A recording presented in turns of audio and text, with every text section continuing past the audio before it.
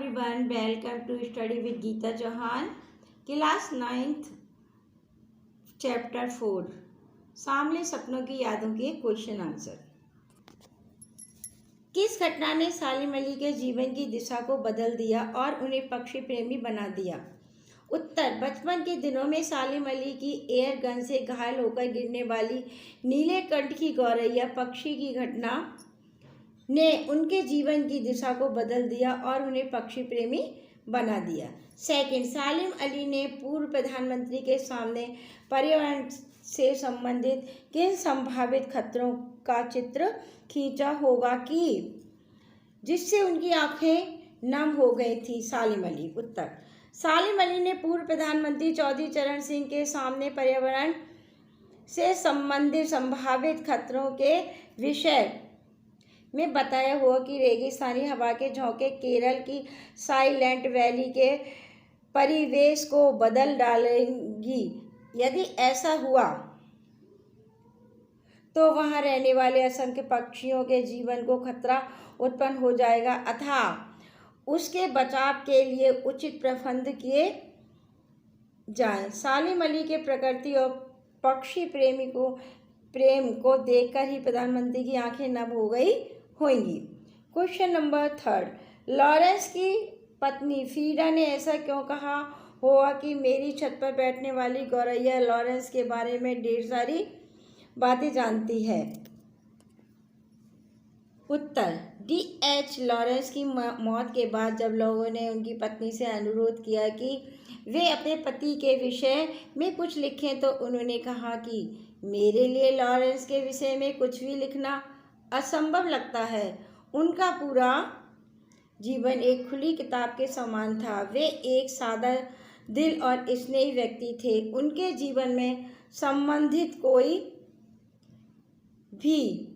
भी बात छुपी नहीं है। उन्हें ऐसा लगता है कि छत पर बैठी गौरैया भी उन दोनों के विषय में उनसे अधिक जानती है। आज से स्पष्ट कीजिए 4 क्वेश्चन। वो लॉरेंस की तरह नैसर्गिक जिंदगी का प्रतिरूप बन गए थे। प्रस्तुत पंक्ति में सालिम अली के प्रकृति प्रेम के विषय में बताया गया है। जिस प्रकार अंग्रेजी के प्रसिद्ध उपन्यासकार D.H. लॉरेंस का प्रकृति से गहरा लगाव था और उनका मानना था कि हमें प्रकृति की ओर लौटना चाहिए, ठीक उसी प्रकार सालिम अली भी प्रकृति से गहरा लगाव रखते थे। उन्होंने प्रकृति संबंधी अनेक नए रास्तों को खोजा। यही कारण है कि वे लॉरेंस की तरह स्वाभाविक जीवन का प्रतिरूप बन गए थे। आशय स्पष्ट कीजिए।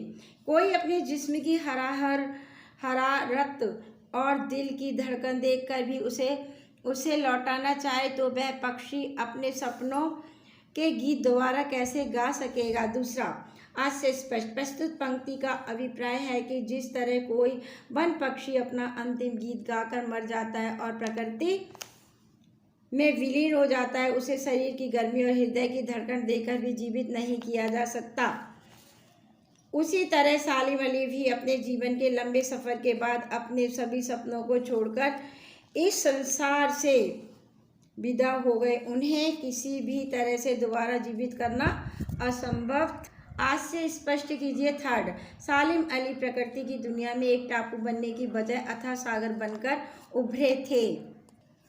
गा का आज से स्पष्ट। प्रस्तुत पंक्ति का आशय यह है कि सालिम अली ने अपने ब्रह्मणशील स्वभाव के कारण प्रकृति और प्राणी जगत को बहुत ही बारीकी से जाना और समझा था। उनका अनुभव एक टापू की भांति सीमित और दिखावा न बनकर समुद्र के समान गहराई को लिए हुए था।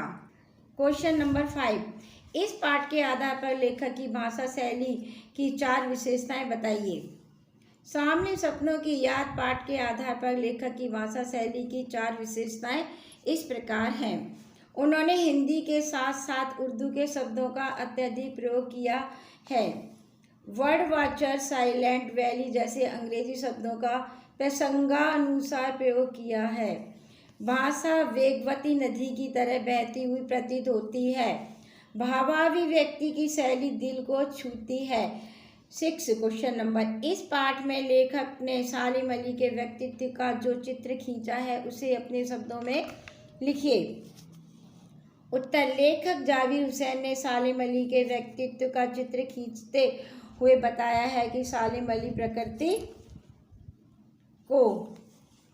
प्रकृति की नज़र से देखते थे, सुख दुख के समन्वय से युक्त जीवन अनुभव की गहनता को लिए हुए थे। उम्र ज़्यादा होने के कारण शरीर दुबला हो गया था, किंतु आंखों की रोशनी ज्यों की त्यों उन्होंने अपने लिए कड़ी मेहनत से प्रकृति की हंसती खेलती दुनिया को अपनाया था। वे एकांत क्षणों में दूरबीन लेकर प्रकृति को निहारते रहते थे। अपने अनुभवों के बल पर उन्हें प्रकृति और प्राणियों के संरक्षण की चिंता रहती थी। पक्षियों से उन्हें विशेष लगाव था। वे स्वाभाविक जीवन से जुड़े व्यक्ति थे।